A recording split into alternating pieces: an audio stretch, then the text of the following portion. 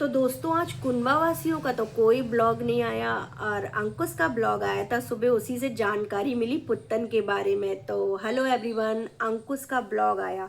No major problem, thank you God. तो अंकुश के title से ही पता चलता होगा आपको कि मेजर प्रॉब्लम तो कुछ नहीं है।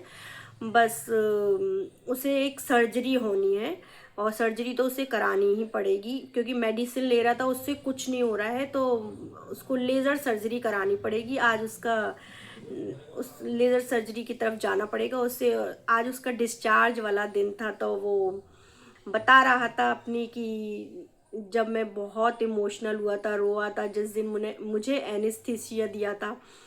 तो डॉक्टर भी बोल रहे थे कि तुम्हारे दिल में जो भी दुख दर्द था सब तुम रो रो कर बता रहे थे। कि वो एक नशे वाली हालत हो जाती है ना, थोड़ा सा होश में, थोड़ा सा आदमी बेहोश में, तो जो भी अंदर दिल में दुख होते हैं, तकलीफ होती है, वो इंसान बोल देता है, वो अपने काबू में नहीं रहता है। तो डॉक्टर कह रहे थे बहुत दर्द है, बहुत दर्द है इस इंसान को। वैसे होंगे क्यों नहीं, 4 साल 4 साल कितने दुख दर्द में रखा है भाई उसने। तो होंगे ही भाई, तुमको दुख दर्द तो होने ही है, बहुत ज़्यादा दुख तकलीफ थे तुम्हें।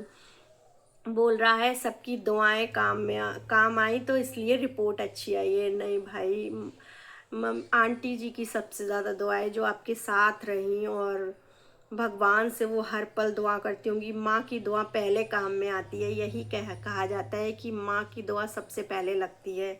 और माँओं की तो लगेगी, लेकिन अपनी माँ की सबसे पहले लगती है। और बोलता है कि अपडेट देता रहता हूँ इसीलिए ब्लॉग बना रहा हूँ कि कोई गलत ना समझे। और डेयरिंग हूँ मैं भाई, डेयरिंग तुम्हारा। अंकुश ने कहा मम्मी से जानकारी ली थी कि किस चीज़ से एलर्जी है, तो एनेस्थीसिया देने के बाद कोई प्रॉब्लम ना हो। हाँ, जानकारी तो लेते हैं डॉक्टर, सिग्नेचर भी कराते हैं। कोई बंदा तुम्हारे साथ में होना चाहिए जब भी इस प्रोसेस से कोई भी गुजरता है। सबको ही मालूम होगी, ज़्यादातर सबको ही मालूम होती है इस चीज़ के बारे में। और हेल्थ इंश्योरेंस लेना भी चाहिए, ज़रूरी है, उससे हेल्प हो जाती है। अंकुश ने कहा कि जैसे अंकुश को भी हेल्प हो गई थी, वो उस बता रहा था अपने बारे में कि मुझे इतनी हेल्प हो गई। और फिर बोलता है कि जो लोग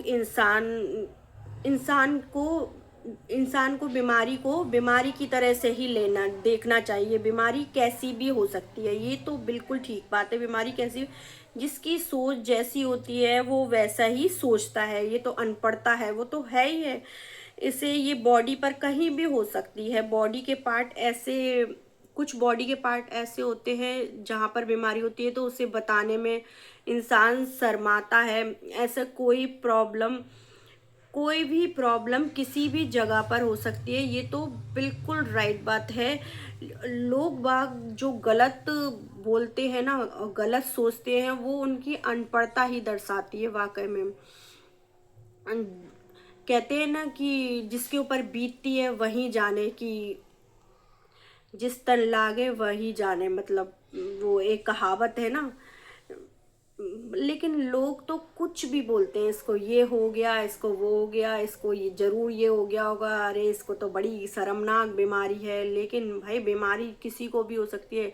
कभी भी बीमारी का मजाक नहीं उड़ाना चाहिए। जब बीमारी आती है ना, तो फिर किसी का नाम लेकर नहीं आती। ये नहीं कहना चाहिए इसको ये हो गया वो हो गया।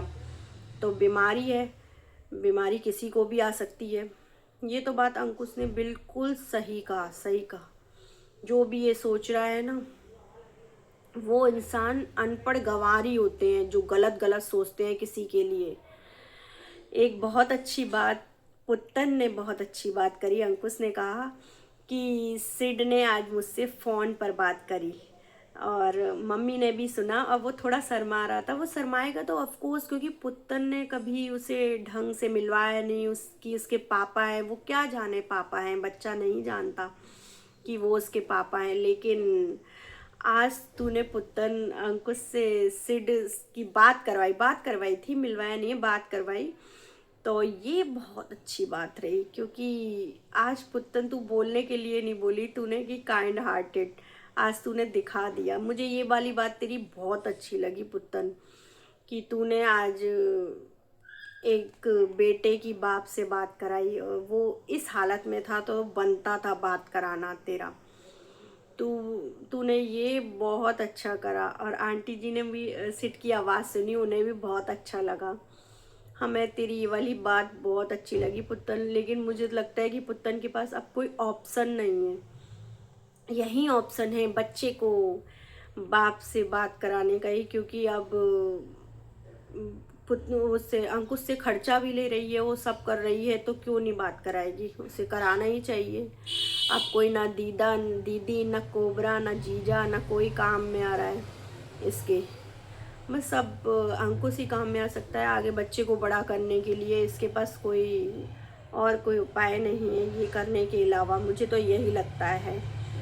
और अंकुश की बस एक बात मुझे बहुत गलत लगी कि गाड़ी चलाने वाली, कि ऐसी हालत में अंकुश भाई किसी को बुला लेते तुम, या फिर कोई किराए की गाड़ी कर लेते, कुछ भी कर लेते, लेकिन तुमको ऐसे नहीं जाना चाहिए। और ये एक बात तुम गलत बोल रहे थे कि नशे में भी तो इंसान गाड़ी चलाता है, तो उनकी हालत नहीं देखी तुमने, क्या होता है जो नशे में गाड़ी चलाते हैं, फिर उनके एक्सीडेंट ही होते हैं फिर।